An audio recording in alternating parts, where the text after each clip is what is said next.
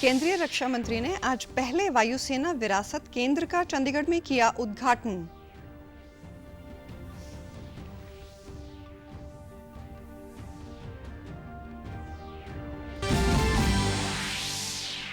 मुख्यमंत्री ने सभी खंड विकास अधिकारियों को जीपीडीपी बनाकर पोर्टल पर अपलोड करने की हिदायत की।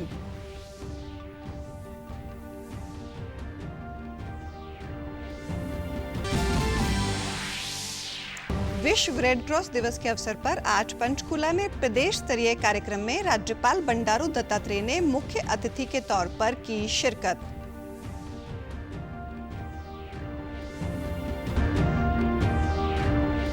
और शिक्षा मंत्री के अनुसार प्रदेश सरकार द्वारा बिना किसी भेदभाव के किए जा रहे विकास कार्यों और दिए जा रहे रोजगार के मद्देनजर लोग भाजपा की ओर हो रहे हैं आकर्षित।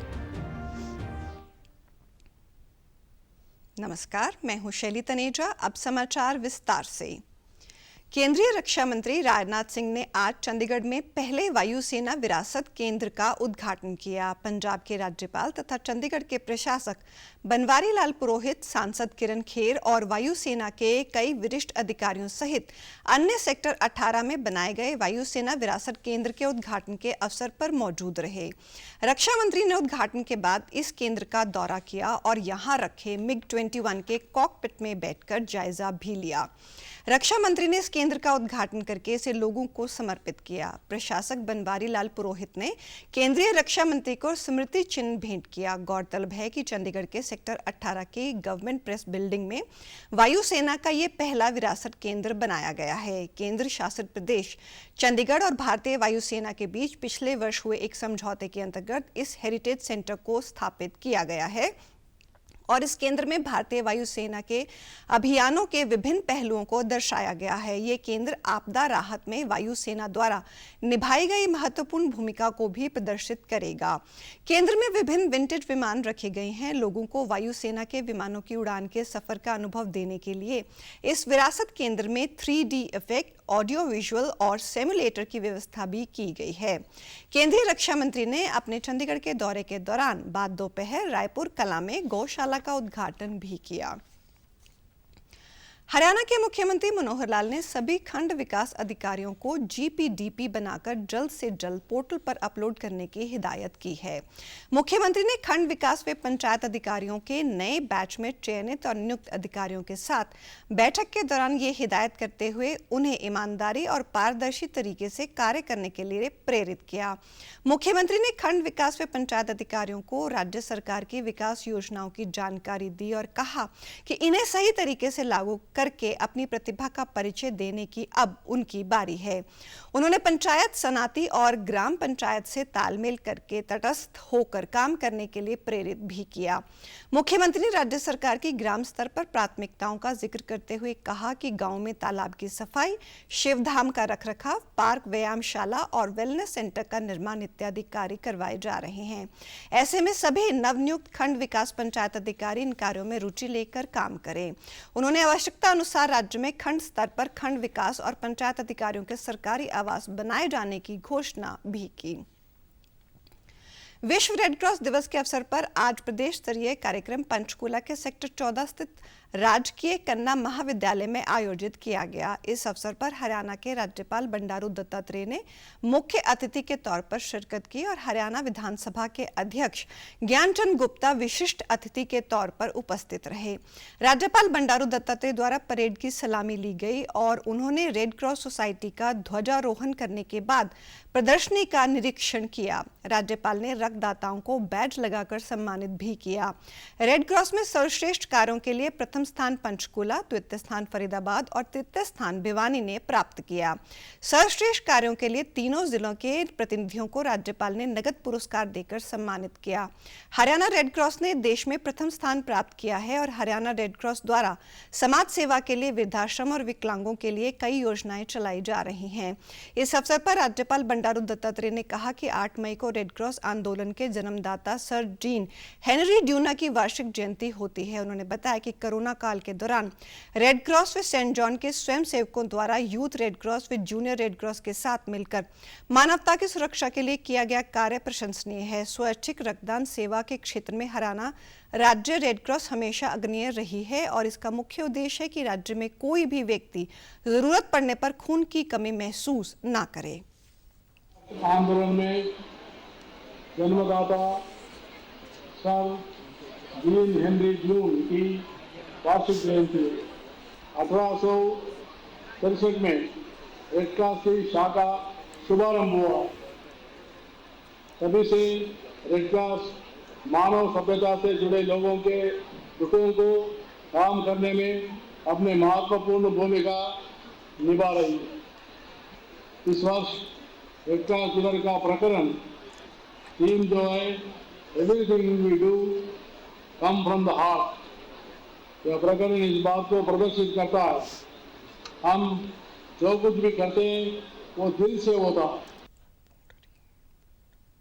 विश्व रेड क्रॉस दिवस के अवसर पर कैथल के पुंडरी के राजकीय आदर्श संस्कृति वरिष्ठ माध्यमिक विद्यालय में राष्ट्रीय सेवा योजना, राष्ट्रीय कैडेट कोर और रेड क्रॉस सोसाइटी के सहयोग से रक्तदान शिविर का आयोजन किया गया। इस शिविर का उद्घाटन जिले के उपायुक्त जगदीश शर्मा ने किया।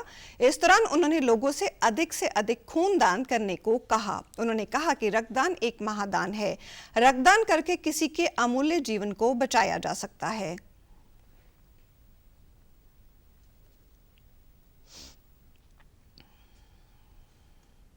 कि प्यारे बच्चों, आपके लिए खासकर कि इस दुनिया में सबसे बड़ा अगर धर्म कोई है तो मानवता की सेवा का धर्म है। उससे बड़ा धर्म कोई है ही नहीं। रक्तदान से बड़ा दान भी इस दुनिया में कोई नहीं है। हम हर तरह की कोशिशें करते हैं, लेकिन इससे बड़ा दान पुण्य रक्तदान से बड़ा और भी कोई भी नहीं है। तो मैं ये अच्छा प्रोग्राम ऑर्गेनाइज करने के लिए हमारे रेड क्रॉस की टीम, स्कूल की टीम और जो इससे ब्लड डोनेशन से रिलेटेड सभी मेडिकल की टीम भी है, उनको भी एक अच्छे आयोजन के लिए बहुत बहुत बधाई देता हूं। रक्तदान करने वाले लोगों ने कहा कि उन्हें गर्व है कि हमारे द्वारा किए गए रक्तदान से किसी इंसान की जिंदगी बचाई जा सकती है। रक्त का कोई विकल्प नहीं है, इसलिए रक्तदान को महादान माना गया है। दान किया हुआ है तो रक्तदान कर बहुत अच्छा लगता है। कई बार किसी को जरूरत होती है ब्लड की और टाइम पर उसको ब्लड नहीं मिल पाता, तो ये ब्लड उनके काम आता है। तो सबको, हर किसी को ब्लड डोनेट जरूर करना चाहिए अपने लाइफ में। लगातार जब भी मुझे मौका मिला है मैंने रक्तदान किया है। अब तक मैं 14 बार रक्तदान कर चुका हूँ। और रक्तदान करने के ये फायदे हैं कि जितनी बार आप रक्तदान करोगे आपके शरीर में और अच्छे से ब्लड सर्कुलेट होगा, अच्छे से ब्लड बनेगा। आज अंतर्राष्ट्रीय थैलेसीमिया दिवस है। हर वर्ष 8 मई को अंतर्राष्ट्रीय थैलेसीमिया दिवस मनाया जाता है। थैलेसीमिया एक जेनेटिक रक्त से संबंधित डिसऑर्डर है, जिसके लिए थैलेसीमिया से ग्रस्त मरीज को हर 2-3 सप्ताह के बाद रक्त चढ़ाना पड़ता है। नियमित रक्त चढ़ाने के दुष्प्रभावों को बेअसर करने के लिए लगातार डॉक्टरी जांच और महंगी दवाओं की आवश्यकता होती है। थैलेसीमिया चैरिटेबल ट्रस्ट की ओर से हरियाणा, पंजाब, चंडीगढ़ सहित उत्तर भारत के थैलेसीमिया मरीजों को रक्त मुहैया करवाने में सुविधा दी जाती है और ट्रस्ट की ओर से थैलेसीमिया के मरीजों और गंभीर बीमारियों के मरीजों को रक्त मुहैया करवाने के लिए समय समय पर रक्तदान कैंपों का आयोजन किया जाता है। ट्रस्ट के सदस्य सचिव राजेंद्र कालरा की ओर से लगातार रक्तदानियों से रक्तदान की अपील की जा रही है। पीजीआई MER चंडीगढ़ के एडवांस ट्रॉमा सेंटर में रक्तदान कैंप का आयोजन अंतर्राष्ट्रीय थैलेसीमिया दिवस के संबंध में किया गया। हरियाणा के यमुनानगर में विभिन्न दलों के कार्यकर्ता शिक्षा मंत्री कंवरपाल गुर्जर की मौजूदगी में बीजेपी में शामिल हुए। इस दौरान शिक्षा मंत्री ने कहा कि हरियाणा में सरकार द्वारा बिना किसी भेदभाव के समान रूप से विकास कार्य किए जाने एवं बिना किसी भेदभाव के किसी को रोजगार दिए जाने सहित अन्य कारणों से विभिन्न दलों के लोग बीजेपी की तरफ आकर्षित हो रहे हैं। इस प्रकार से निष्पक्षता के साथ सरकार काम करवा रही, विकास के काम जिस गति के साथ हो रहे उसको देखते हैं और बिना किसी भेदभाव के रोजगार देना, दूसरे अन्य काम करना, उससे सभी लोग प्रभावित हैं। तो उस सारे को देखते हैं बहुत बड़ी संख्या में आज लोग पार्टी ज्वाइन कर रहे हैं। इन कई गाँव के जो मौजूद लोग हैं आज वो भारतीय जनता पार्टी ज्वाइन कर रहे हैं। मैं उन सभी का स्वागत करता हूँ और हम विश्वास दिलाते हैं कि हम विकास में कोई कोर कसर नहीं करेंगे। कंवरपाल गुर्जर ने बताया कि हरियाणा के मुख्यमंत्री मनोहर लाल 11 मई को यमुनानगर में 100 करोड़ की लागत से बनने वाले 200 बेड के अस्पताल का उद्घाटन करेंगे। इसके बाद यमुनानगर में मेडिकल कॉलेज बनाने की प्रक्रिया शुरू हो जाएगी। माननीय मुख्यमंत्री जी इसी का उद्घाटन करने आ रहे हैं। ये बहुत बड़ा काम है, लगभग 100 करोड़ रुपए का काम है। बहुत बड़ा हॉस्पिटल, 200 बेड का हॉस्पिटल यहाँ बना, तो उसका उद्घाटन करने के लिए आ रहे और जल्दी जो मेडिकल कॉलेज है उस पर भी काम शुरू होने वाला है। तो मेरा ख्याल है जितने डॉक्टर हमारे पास पहले थे उससे भी ज़्यादा की हमने भर्ती कर ली, लेकिन आने वाले टाइम में हमारा पूरा प्रयास है कि क्योंकि डॉक्टर इतने आसानी से मिलते नहीं हैं, जो और नौकरियाँ हैं उनकी तरह से डॉक्टर नहीं मिलते, डॉक्टरों की दिक्कत रहती है, लेकिन हमारा प्रयास है कि जल्दी से कमी हमारी पूरी हो। कैथल जिले के किसान धान की DSR विधि द्वारा सीधी बिजाई कर रहे हैं। इस तकनीक के माध्यम से धान के पौधे की बिना नर्सरी तैयार किए हुए उसके बीज को खेत में लगाया जाता है। 1 एकड़ में धान की फसल पकने में करीब 5000 लीटर पानी लगता है। इस विधि के प्रयोग से पानी की बचत के साथ साथ किसानों के खर्च और श्रम की भी बचत होगी। कृषि उप निदेशक डॉक्टर करमचंद ने कहा कि किसानों को धान की सीधी बिजाई की तकनीक अपनाने के बारे में जागरूक किया जा रहा है। प्रदेश सरकार द्वारा किसानों को धान की सीधी बिजाई करने के लिए 4000 रुपए प्रति एकड़ प्रोत्साहन राशि दी जा रही है। धान की सीधी बिजाई करने से बीमारियां भी कम लगती हैं। धान की सीधी बिजाई को बढ़ावा देने के लिए, जिसमें कि स्पेशली बासमती धान ज़्यादा प्रेफर की जाती है, उसमें 4000 रुपये प्रोत्साहन राशि किसानों को दी जा रही है सरकार की तरफ से। और इसमें शुरुआती दौर में 5000 रुपये किसान का खर्च भी कम होता है। किसान अपने 70% एरिया में वो सीधी धान की बिजाई करते हैं, तो रुझान धीरे धीरे बढ़ रहा है। धान की सीधी बिजाई जिसने की तो उसमें बिल्कुल भी बीमारी नहीं थी, इसलिए ये भी और किसानों के लिए एक अच्छी खबर है कि वो उस वायरस से बचने के लिए, पैदावार में कमी ना हो, उससे बचने के लिए धान की सीधी बिजाई को ज्यादा से ज्यादा अपनाए। जिले के किसानों ने कहा कि धान की सीधी बिजाई करना बहुत ही लाभदायक है। सीधी बिजाई में पानी की लागत कम होती है और पैसे व समय की भी बचत होती है। सरकार द्वारा दिए जाने वाले प्रोत्साहन राशि का लाभ भी किसानों को मिल रहा है।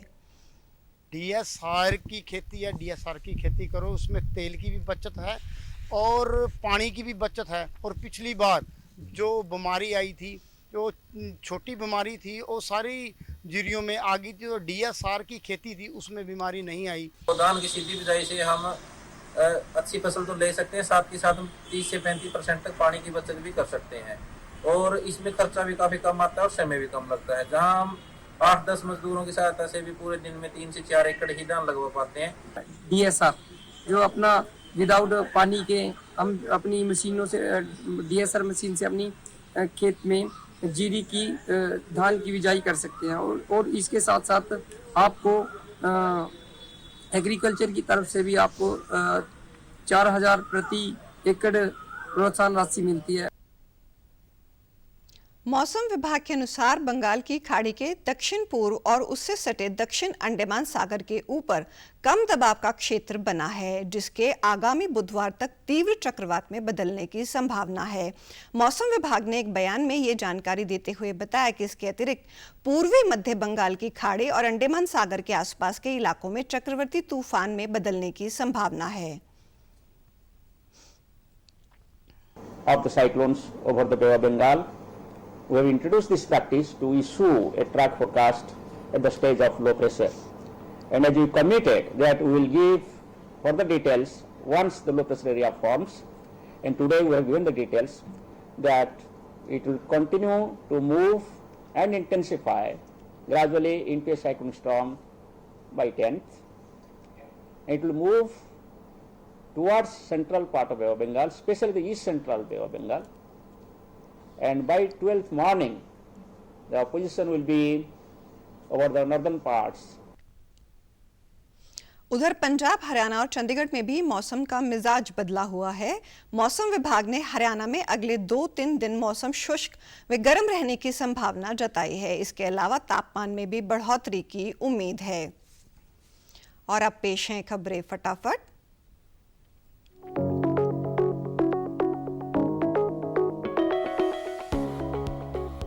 देश भर में आज 200 से अधिक जिलों में प्रधानमंत्री राष्ट्रीय शिशुता मेलों का हो रहा है आयोजन। भारतीय वायुसेना का MiG-21 विमान राजस्थान के हनुमानगढ़ के पास हुआ दुर्घटनाग्रस्त, 3 महिलाओं की हुई मृत्यु और 3 लोग घायल। केंद्रीय मंत्री डॉक्टर जितेंद्र सिंह ने कहा, भारतीय तकनीक आधारित मधुमेह के इलाज में नेतृत्व करने को तैयार। और पंजाब के अमृतसर की हेरिटेज स्ट्रीट पर प्रातः फिर हुआ धमाका, पुलिस की ओर से इस मामले की जा रही है जांच। समाचारों में आज इतना ही। नमस्कार।